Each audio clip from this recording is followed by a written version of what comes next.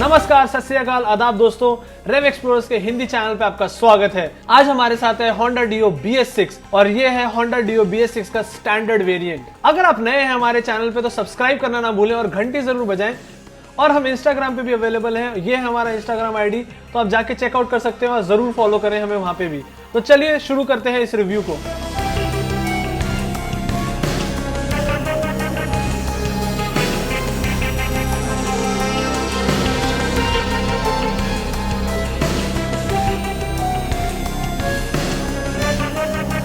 तो जैसा कि मैंने पहले ही बताया, ये है Honda Dio का स्टैंडर्ड वेरिएंट। तो स्टैंडर्ड वेरिएंट और डीलक्स वेरिएंट में तीन मेजर चेंजेस हैं। पहला है कि स्टैंडर्ड के अंदर हैलोजन हेडलैम्प आता है, प्लस साथ में शीट मेटल व्हील्स आते हैं और एनालॉग इंस्ट्रूमेंट क्लस्टर आता है। तो आगे की तरफ आपको मिलते हैं handle mounted LED DRL, body mounted halogen headlamp और बल्ब टर्न इंडिकेटर्स। उसके साथ है टेलीस्कोपिक फ्रंट फोक्स और 12 इंच का शीट मेटल व्हील, जिसके ऊपर 90x90 सेक्शन का MRF जैपर माउंटेड है। उसके साथ डियो के अंदर ड्रम ब्रेक्स आती हैं, फ्रंट में भी और रेयर में भी, और दोनों ही वेरिएंट में सिर्फ ड्रम ब्रेक्स अवेलेबल हैं। तो फ्रंट में है 130 mm की ड्रम ब्रेक, जिसको एड करता है combi braking system. Side profile की अगर बात करें तो ये अभी भी BS4 एडिशन की तरह दिखती है।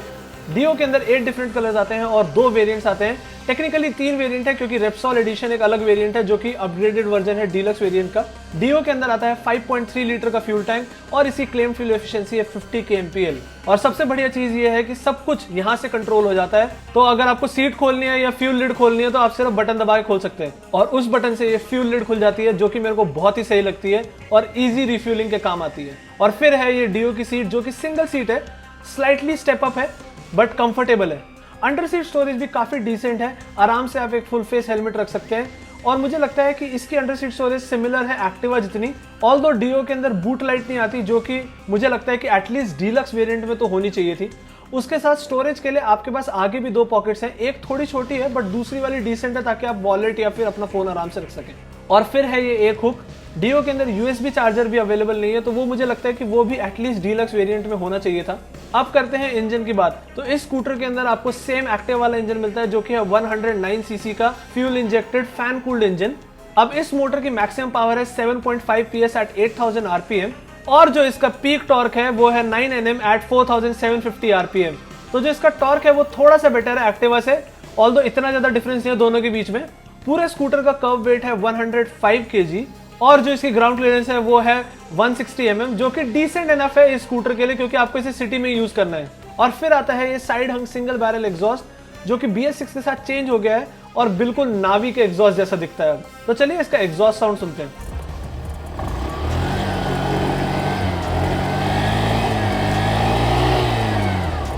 कंफर्टेबल राइड के लिए है ये 3 स्टेप एडजस्टेबल मोनोशॉक। और फिर आता है ये 10 इंच का शीट मेटल व्हील, जिसके ऊपर माउंटेड है 90x100 सेक्शन का MRF जैपर। तो अगर आपको एलॉय व्हील चाहिए तो आपको डीलक्स वेरिएंट लेना पड़ेगा। और जैसा कि मैंने पहले ही बताया था, इसके अंदर पीछे भी ड्रम ब्रेक है 130 mm का और कॉम्बी ब्रेकिंग सिस्टम है। पीछे की तरफ ज्यादा बदलाव नहीं करा गया, तो आपको सेम डिजाइन का बल्ब टेल लाइट मिलता है और बल्ब टर्न इंडिकेटर्स उसके साथ। तो चलिए अब स्कूटर में बैठ के देखते हैं। सीट कंफर्टेबल है, जैसा कि होनी चाहिए एक स्पोर्टी सिटी स्कूटर के लिए। और जो सीट हाइट है वो अराउंड 765 mm है। मेरी हाइट 5'9" है और मैं आराम से दोनों पैर नीचे रख पाता हूं। तो अगर आप भी 5'2" एंड अबव है तो आप आराम से स्कूटर को चला सकते हैं। तो चलिए अब इंस्ट्रूमेंट क्लस्टर पर नजर मारते हैं। तो स्टैंडर्ड वेरिएंट में इंस्ट्रूमेंट क्लस्टर अभी भी सेम है, बहुत ही सिंपल है। एनालॉग स्पीडोमीटर है और उसके साथ एनालॉग फ्यूल गेज है, बीच में आपका ओडोमीटर है और बस इतना ही। उसके साथ आते हैं आपके turn indicators, high beam indicator और इंजन मैल फंक्शन इंडिकेटर। और डीलक्स वेरिएंट में आपको देखने को मिलता है पूरा digital instrument cluster. Right hand side पे अगर हम देखें तो है engine kill switch integrated with self start switch, और लेफ्ट हैंड साइड पे है headlight control integrated with pass switch, turn indicator control और हॉर्न। तो सिंगल टोन हॉर्न है, जैसा कि आपको चाहिए सिटी यूज के लिए। मिरर्स भी काफी अच्छे हैं, काफी बड़े हैं, ज्यादा ब्लाइंड स्पॉट नहीं मिलता, तो सिटी यूज के लिए एकदम परफेक्ट है। तो चलिए अब इस डियो को लेके चलते हैं पुणे की सड़कों पे और देखते हैं कैसे परफॉर्म करती है। और ध्यान रहे, राइड पे जाने से पहले जरूर हेलमेट लगाएं और सारे रोड सेफ्टी रूल्स फॉलो करें।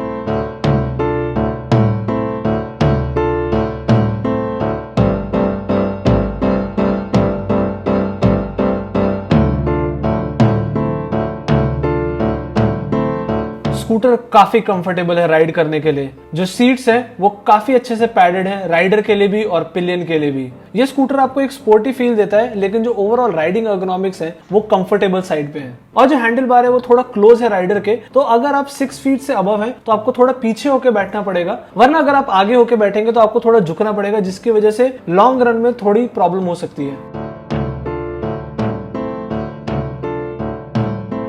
डियो का जो इंजन है वो बहुत ही ज्यादा रिफाइंड है और रिलायबल भी है, एक्टिवा 6G के इंजन की तरह। और इसमें भी आपको साइलेंट स्टार्ट टेक्नोलॉजी मिलती है। इंजन की जो पावर डिलीवरी है वो काफी ज्यादा लीनियर है और आपको मेन पावर मिड रेंज में मिलती है, तो उसकी वजह से जो ओवरटेक्स है वो बहुत ही आसानी से हो पाते हैं। पूरी रेव रेंज में कहीं भी कोई वाइब्रेशन फील नहीं होता है, तो आपको कहीं भी सडन सर्ज या फिर एकदम झटके वाली पावर नहीं मिलती है।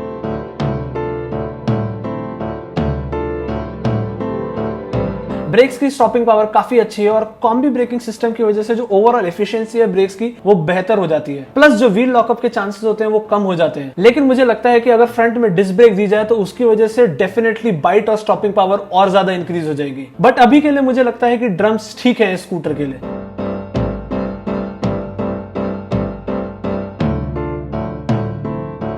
टेलीस्कोपिक फ्रंट फोर्क्स की वजह से डेफिनेटली जो डैम्पिंग है वो बेटर हुई है स्कूटर पे। प्लस 12 इंच के व्हील की वजह से जो स्टेबिलिटी है वो बेटर रहती है हाई स्पीड्स पे। और जो रेयर मोनोशॉक है वो थोड़ी स्पोर्टी फील देता है क्योंकि वो थोड़ा स्टिफर साइड पे है, बट ओवरऑल जो सस्पेंशन हैं वो काफी अच्छा काम करते हैं पूरी राइड कंफर्टेबिलिटी बढ़ाने में।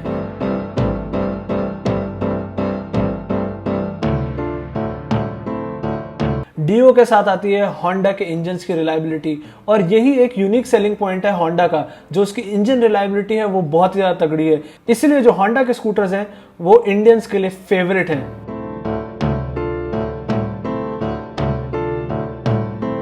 और इसी के साथ हमारा होंडा डियो के साथ राइड रिव्यू खत्म होता है।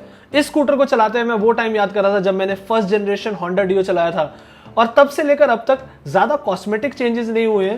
मतलब ओवरऑल स्कूटर ऑलमोस्ट वैसा ही दिखता है जैसा था पहले, थोड़ा बफी हो गया है, बट उसके अलावा जो मेन रिफाइनमेंट है वो बढ़िया हो गई है। और प्लस ये FI की वजह से चीजें और ज्यादा स्ट्रॉन्ग और स्मूथ लग रही हैं। तो अगर आपको ये स्कूटर पसंद आया तो आप भी इसे खरीद सकते हैं starting from 63,000 ex showroom Delhi, जो कि स्टैंडर्ड वेरिएंट का प्राइस है।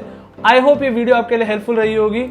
जरूर लाइक करें, अपने दोस्तों के साथ शेयर करें, और अगर आप नए हैं चैनल पे तो सब्सक्राइब करना ना भूलें और घंटी जरूर बजाएं। हम लोग इंस्टाग्राम, फेसबुक और ट्विटर पे भी अवेलेबल हैं, तो आप जाके हमारे पेजेस देख सकते हैं और हमें वहां पे भी फॉलो कर सकते हैं। और अगर आपको कोई भी डाउट्स या क्वेरीज है तो आप कमेंट सेक्शन में भी छोड़ सकते हैं या फिर हमसे डायरेक्टली सोशल मीडिया पेजेस पे बात कर सकते हैं। बहुत जल्द मिलेंगे आपसे अगली वीडियो में, तब तक के लिए अपना ध्यान रखें और सुरक्षित रहें। Bye bye.